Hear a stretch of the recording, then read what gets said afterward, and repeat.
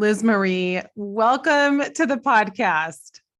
Thank you so much for having me. I'm excited to be here today. I am so excited to have you because I just love everything you do. I love your spirit, your warmth, your kindness, your talent. It all comes through in all of the things that you do. So thank you for being just really such a positive force in the world. Thank you. I enjoy sharing all of the things, and I always hope it ends up in the right lap that it needs to be in. Nothing I do is ever planned, and it's all just kind of random. But I really enjoy the community and stuff that we've formed, this cozy community that I get to talk to every day, and I'm really thankful for that. So thank you. So tell everybody just a little snapshot of your life. Yeah, so I live on a tiny little 8-acre farm in West Michigan, Midwesterns here. We are currently renovating our 1800s farmhouse. And on our farm, we have sheep, alpacas, cats, dogs, a lot of bees. And we adopted our son, Copeland Bow, in 2019. So he just turned 3 years old, which is wild to think about.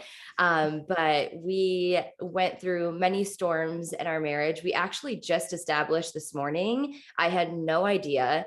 We'll be married 15 years this year.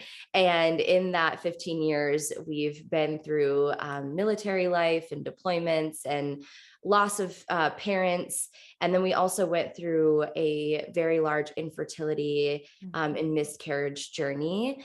That was very hard, but it led us to adoption to grow our family. And it's been the most beautiful thing that we could ever experience. So that's a little snapshot of me. I'm an author. I own a shop here in Michigan as well, a brick and mortar shop called the Found Cottage.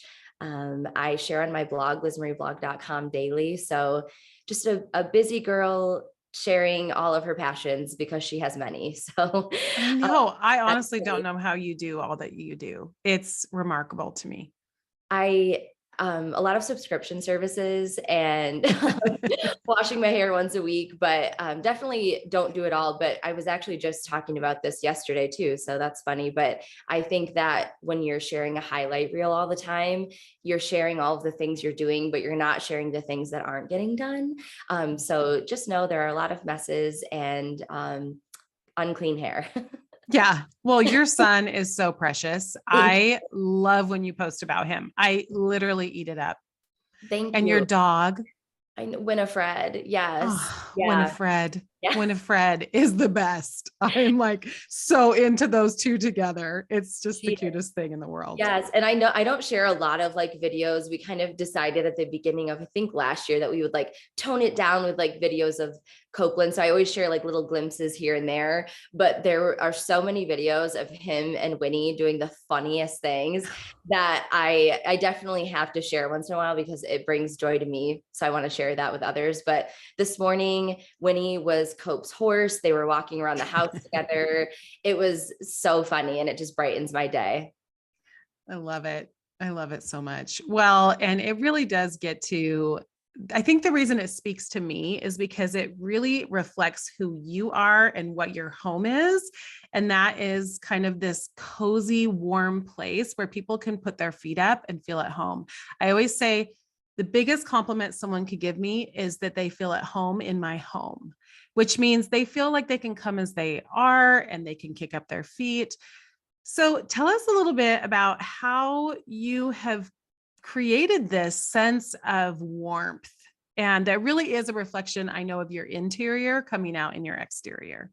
I do think I never knew that I was doing those things. And it took actually my publisher reaching out and telling me that these were things I was doing. Like they said, oh my word, like you always do all these cozy things. And I realized I was doing it. And I do think that my love for cozy and the gift for cozy came from all of the struggles that we had been through because it was something that I was craving. I needed a cozy home, a cozy environment, a place to nurture Jose and I as we traveled infertility and miscarriages and military life and all of those things. It just was something that I was a gift I was given over time. And so I definitely want to share that with other people.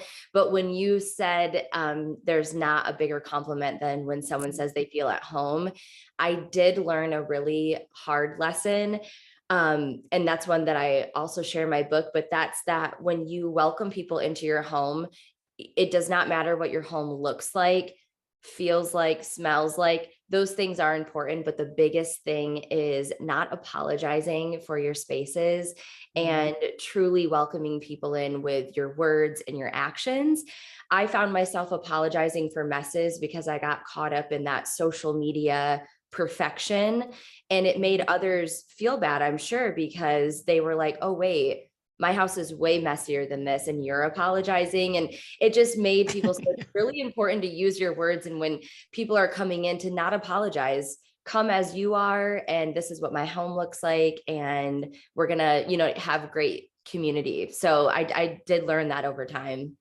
I was also reading the other day about how when there's relational harmony in the home, it makes other people feel just relaxed, and that the opposite is true as well. So that also encouraged me. Like there's so much that goes into making someone feel at home. And part of it is that relational piece too. Yeah. So good. Well, so you are in an 1800s farmhouse, and and when people look at your home, they're like, oh my gosh, I want to live there. I want to move in today. And yet I feel like so many of us, we have homes that we feel like, well, this is too old to do anything with. And what am I supposed to do with this quirky little spot or this room that feels completely closed off and claustrophobic? So give us some of your take on how you do that with a space, because we all look at your space and say, oh my gosh, this is incredible.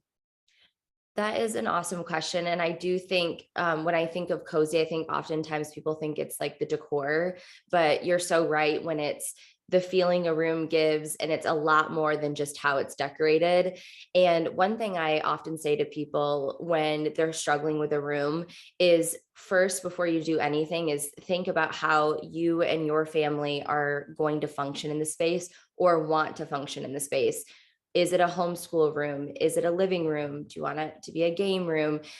Just think of all of the activities and functions the room needs to serve.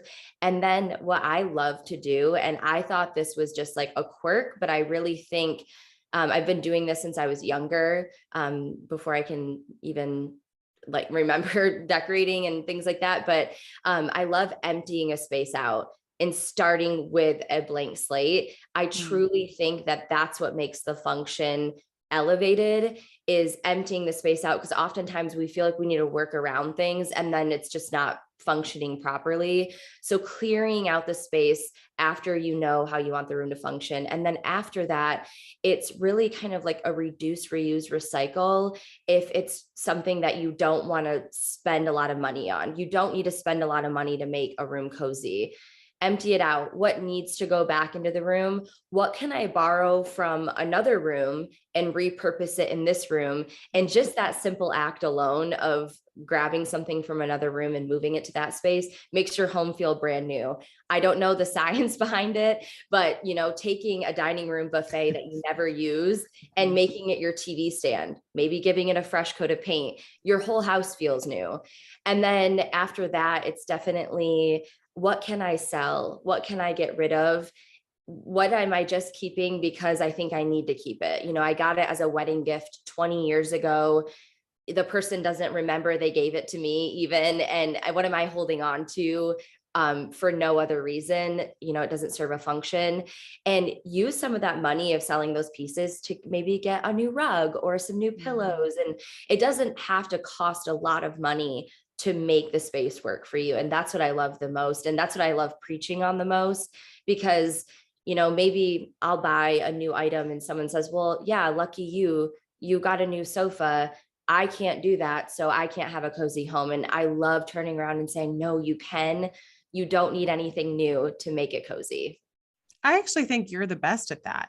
I really do. Like you're so good at making people feel like, oh no, this is doable because this has character, and I can create character with this piece by doing a small switch or Oh, you know. thank you. Yeah, it's like I said, when we first started talking, I like to just throw things out there and hope it lands on the right lap. And sometimes I'm like, are you sharing too much home decor? Are, new things? It's, you want to definitely have that balance and show people. And I often get comments too. I've moved on to this platform. I don't know if anyone's heard of it, called TikTok. And I thought I was, maybe too old for it, but I've been very encouraged to be over there. And it's funny because my community isn't there. And so I'm just like this new girl showing a very white and neutral home. And I get comments that are like, this isn't cozy. And I love them because then I say, it's cozy to us, but let me help you find your cozy. Cozy is your five senses being at peace at once. And this is cozy to me, but that doesn't mean it's cozy to you. But let me help you find that. And so I actually love comments like that because it lets me tell people that cozy isn't the same definition for everybody. So it's been a fun journey. I really like what you just said there of it's your five senses being at peace at once. That is so helpful. That's super helpful. We don't think about that, like even with sound, like when you have guests over, like when it's like completely silent, maybe it's, a group that you have never had over, a small group, it's your first time, just adding a little favorite music playing softly in the background adds so much depth to the space and makes people feel like, oh, it's not awkward silence, or it's funny. We don't think about all of our senses, smell and touch. We often only think about sight. How does the room look? But there's so much more than that. Yeah, that's really helpful. I also was thinking as you were talking that, so many or so often people say, well, I hate this about this room. And I'm always like, well, take it down or paint it or make it something that you actually like. But we think, well, we can't touch that because that's rock and you can't do anything with rock. I'm like, you can paint rock, you can paint tile, you can paint countertops actually. So, just don't be afraid, right? So how did you get over that barrier of fear that I think many people struggle with? I actually think I was born without the fear of doing things like that, but the fear was instilled in me when I was sharing on social media, and you get those input comments like, I loved The Rock before, or I loved this before. Actually, that hindered me for a very, very long time because I was always doing these like not crazy outlandish things, but I just didn't care. If it wasn't something I loved, I would dig into it. And so for a while there, I was very safe. And I was like, okay, what would the majority of people like here? Let's play it safe. And I think something that helped me get over that is realizing me and my family have to live here, not them. And also just realizing that no matter what you do, there's always going to be opinions from your family, whether you share on social media. Your father-in-law might walk in the house and be like, I cannot believe you painted that brick. And you are going to look at him and be like, we love it. Like, you know what I mean? So it's like, you're never going to please everyone. You just need to create this environment that you and your family love. And nothing showed me more than that than when we hit the year 2020. And I thought, wow, I was actually starting to write my second book when 2020 happened. And I was like, this is all frivolous and it doesn't mean anything. And then someone in my life had to shake me and say, now more than ever, our homes and how cozy they are so important. And so I think that goes back to getting those comments. It's like, that doesn't matter. You're wasting time not creating this cozy environment for your family. And so that's kind of how I got over it. The comments still will get to me once in a while. I'm not gonna lie. But that to have that fear of, oh, well, I'm not supposed to do this because, Uncle Bill said you don't paint brick, is just something that I think we all need to collectively say, there's no rules. You just need to make it a good environment for you and your family. I love that, Liz Marie, so much. Yes, yes, yes to all that. Okay, so if someone's listening and they're like, okay, I'm ready. I want to do some things that make a big impact and maybe that are easy, simple to roll out. If you had to choose 3 things that people could do, what would you say? Okay. This is hard because I was like, let's just dig in. I'll come over. Let me help you. Let's get messy. But definitely the number one thing, the easiest thing, the cheapest thing that you can do is something that we already talked about, is clearing a room out. How, like, let's make it a new room and let's change things from other rooms. Like maybe just flop your living room and dining room items, bedroom, like let's make a dresser, an end table kind of thing. Like let's think outside the box and just think of that. And it's all free. It's just, you might need to borrow some muscle to do that. But I think the next thing, very affordable, is paint. I think oftentimes we're very scared to put paint on the walls, floors, brick, but paint is something that's so easily changeable that that's something that is the least scariest thing to do. Coming from someone who painted their wood floors though, but paint is, you can change it. Think of, how you can change a room with just changing the wall color, and or just even freshening it up. Maybe it's the same wall color, but maybe you have a lot of kids and there's handprints everywhere. It is wild what a new coat of paint can do. It's so true. It's so crazy. The other day I walked into my in-laws' house and I was like, oh my goodness, like you guys did some major spring cleaning. Like your house looks so clean. And my father-in-law was like, no, I just put a fresh coat of white on the ceilings. They did Wow. nothing else, but it made such a huge difference. It was like a fresh coat of white paint on the ceilings. And then on that same note is like thinking of different wall textures. That can seem really intimidating, but some shiplap, some beadboard, and maybe bringing that up to the ceilings. I love ceiling texture. It's my favorite thing in the world. And just maybe doing a simple Google search of different wall textures, but that can add so much depth to your space. I could keep Hmm. going, but those are. Yeah. Okay. I need to ask this. So what's your favorite ceiling treatment that you've done in your house? I would say, so in the room I'm in right now, we just did a simple like beadboard tongue and groove or I shouldn't say beadboard, a tongue and groove on the ceiling. That was the easiest. And then we just gave it a fresh coat of white paint. But I would say I loved adding our faux beams and beadboard to our library room because that room was so boring to me. And it was just a little box that we bought these faux beams and painted them. And that room just looks like so historic, even though it was like the addition to the old farmhouse. So it's not, but just adding those 3 beams and the beadboard was my favorite detail. It made such a huge impact. That's so fun. Okay. I'm going to link to that in the show notes, get that library room so people can see it. Yeah, thank you. So, okay. One of the things I love about your style is that you're not the modern minimalist that I see so much of. I actually am so happy that you're not. You need to hear that. Like, I actually love that you are cozy. And with that, sometimes comes several groupings of different things and lots of cozy elements and warmth. And yet for a lot of people, they think that's clutter or that. And so how do you give us some design rules that you use that are, okay, this is too much. And now it looks like great grandma's, kitchen, or what, and yours never looks that way. Yours always looks so beautiful and put together. So what are the things that you use mentally to put that design wise into practice?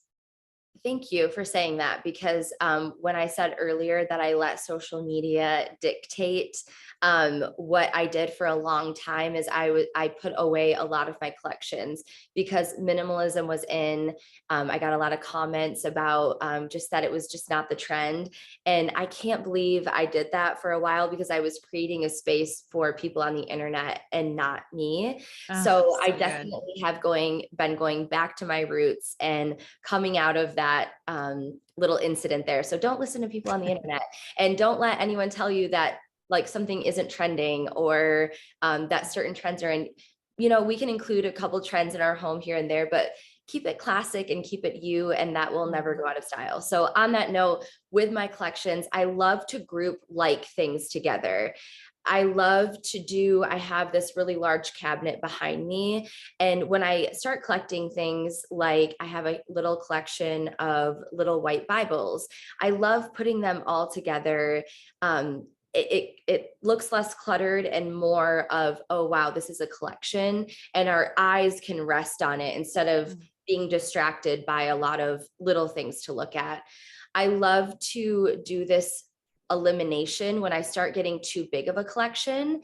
I had a collection of mugs at one point that had words on them. I think a lot of people probably know what that was. It was like 5 years ago. It was Ray Dunn mugs. Yeah. And I loved displaying them at that time. And this is just an example.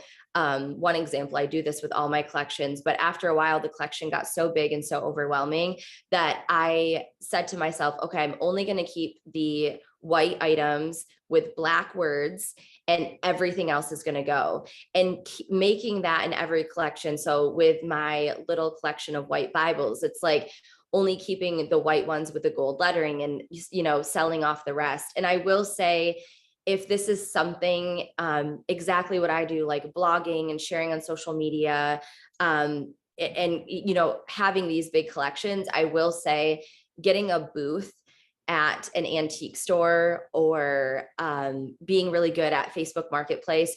I own a store.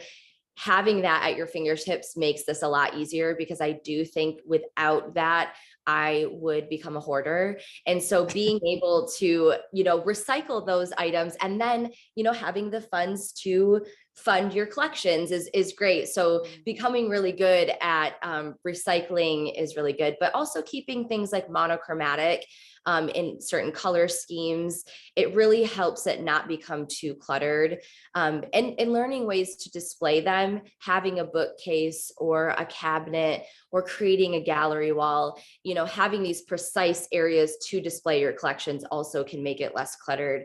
On my blog, I talk a lot about styling bookshelves, and how to do that with certain groupings. And I talk about that a lot, because I think it can be cluttered when we're not thinking of weights and dimensions and keeping it equal, things like that. I do think it can become cluttered. Have you ever covered books in linen? Yes, I have. And I actually, that was another thing that TikTok did not like. I actually did the library. I did an all white books recently. And so what I did was I went to antique stores and I collected white books. I bought some online, and then I covered some to give it that monochromatic look. Because if it's all different colors, especially in our house being so white and neutral, it'd be very distracting. And so doing things like that, or painting an item, thinking outside of the box, or how can I make this collection look more cohesive? Yeah, I've thought of doing that with my cookbooks. I've been considering that my next project. Yeah. Okay, forget it, TikTok. You don't know what you're talking about, because it's absolutely gorgeous. I saw your post on that. And I need to tell you, the bookshelf idea, when you in the fall took everything out and you put pumpkins in there, I did a standing ovation. I cannot even handle how much I loved that. I mean, I went crazy over it. I loved it so much. So tell people about that who haven't seen it, because it was amazing. Are those real pumpkins? Are they faux? And what did you do with everything else that was in there?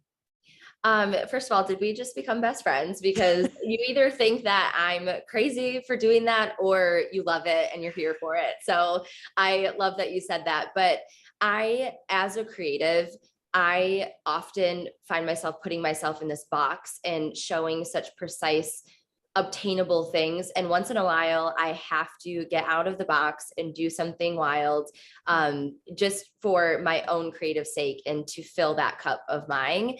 And so some things I don't share, but that I shared. And what was happening was those built-in shelves, we actually built ourselves to fit the wall. And I loved the idea, but they had to be removed, because that room is becoming the main bedroom of our house.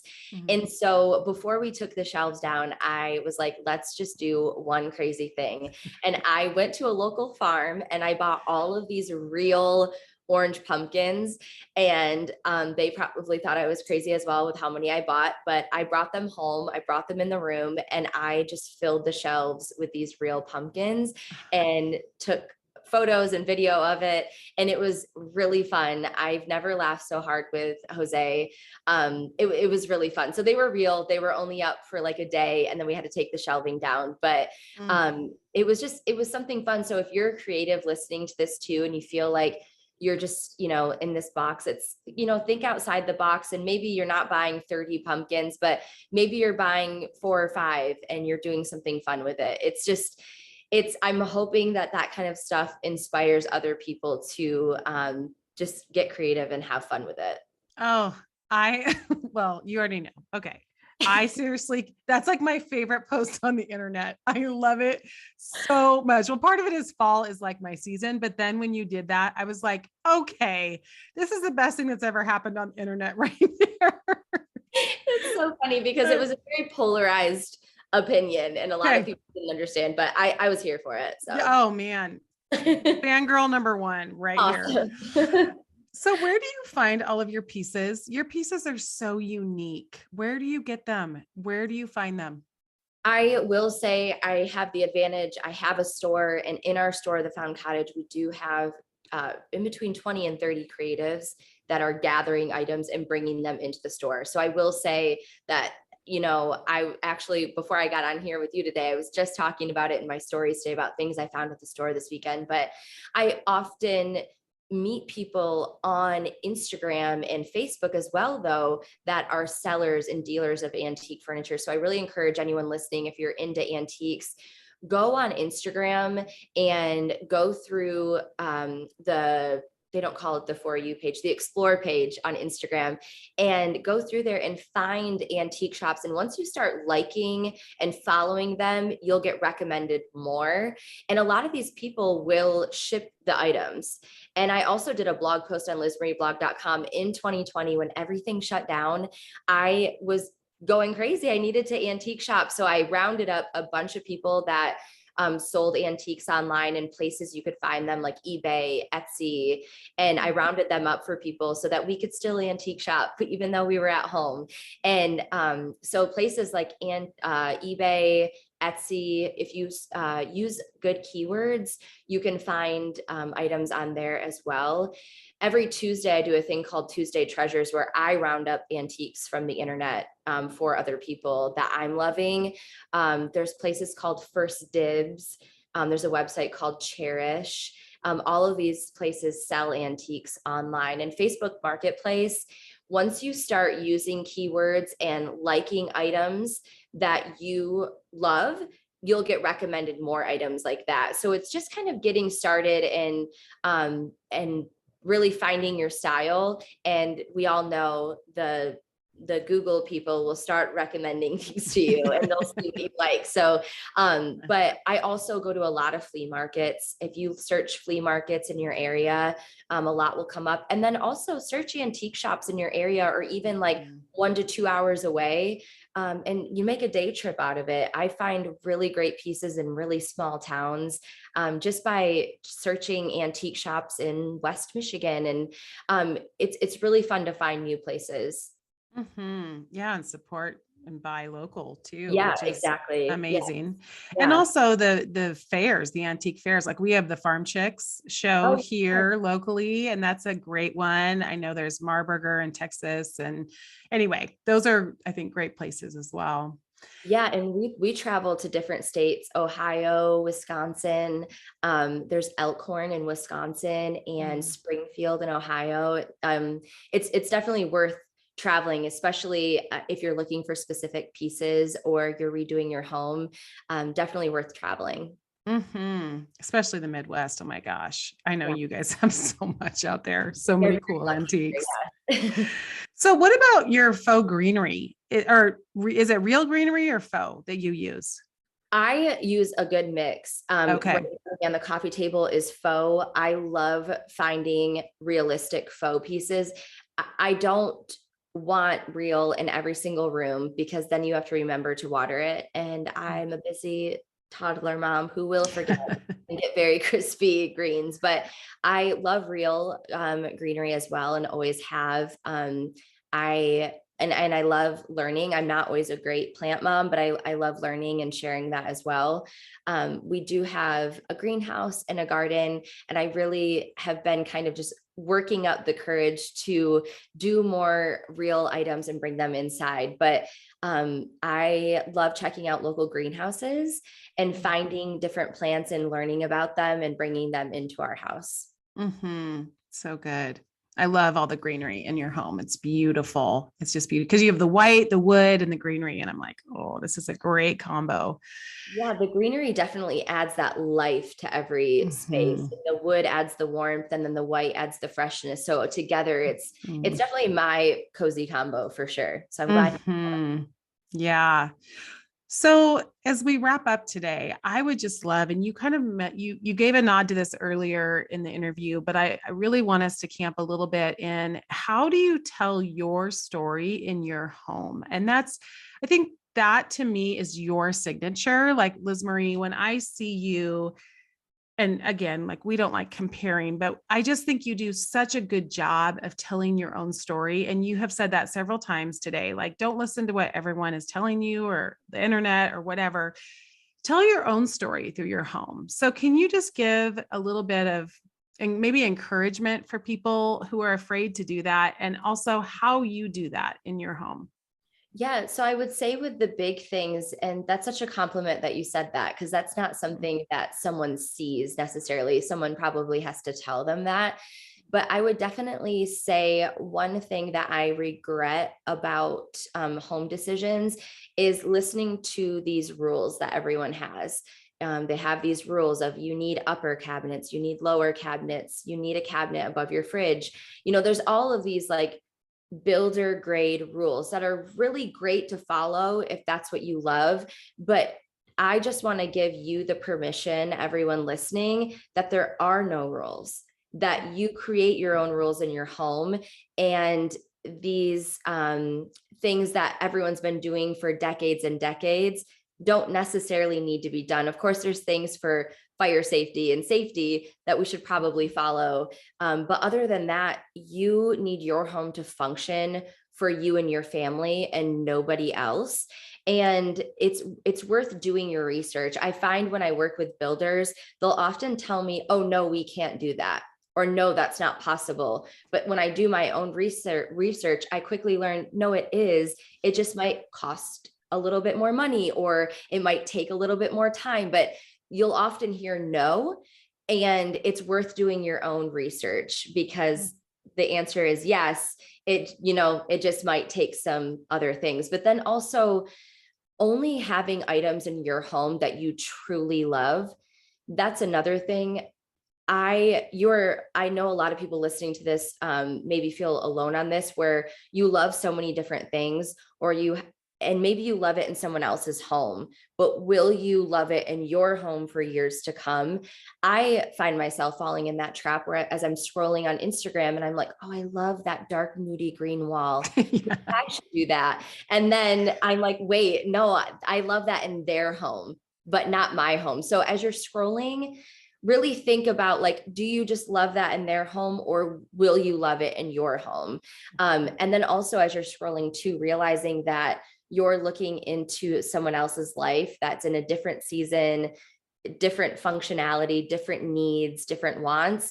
And you really need to take yourself to your reality and say, what does my family need? What does my family want? And what does our home serve? And then the littlest things too, when you say telling your story, the first thing I thought of is, keeping elements of you in there. I think oftentimes when we're looking through these homes on Instagram, we're missing the family photos, and we're missing the children's books on the coffee table and the box of toys. It's not something that I necessarily share every day either, but know that those things add character and life to your home. When we were going through our infertility struggle, I prayed for the day that our home would have noises and messes, which is Oh. so crazy. But I wanted messes, and our home was so clean all the time. And Mhm. I love walking into a room and seeing a mess because of all those years I prayed for that. And I love hearing tiny feet on the floor. And to be honest with you, even the like the cries and the whines and stuff like that, I prayed for that. And so knowing that that adds life and depth to your home Mhm. is in giving you permission to have that, because you often won't see that on Instagram or TikTok or blogs. And family photos too. I don't share those every day, but that was something a couple of years ago that I made sure to have family photos in cabinets and stuff. These little reminders of the life that is in your home, that your home nurtures, it means a lot. Mm, that totally gave me the chills when you were talking about that. Like I prayed for that. And this is us and this is our story. And oh, I love that. I just love that so much. Okay, well, I could talk to you forever. And Yeah. I know you probably have things to do today, Liz Marie. I mean, just a few. So I'm going to let you go. Hard, barely letting you go. But where can people find your book and just tell people just a little snippet of what they can find in it? Yeah, so Cozy White Cottage and Cozy White Cottage Seasons are two books that I have that each have 100 really simple, approachable, obtainable tips to make your home cozy.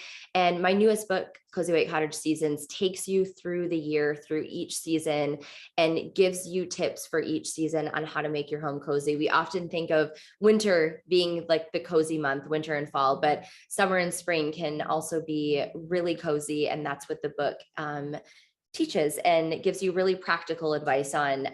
You can find it on Amazon, Barnes and Noble, Target, Walmart, anywhere books are sold. And yeah, you can also find it on my blog, lizmarieblog.com. So Okay. Well, thank you so much. It has been truly an absolute delight to have you on today. Thank you.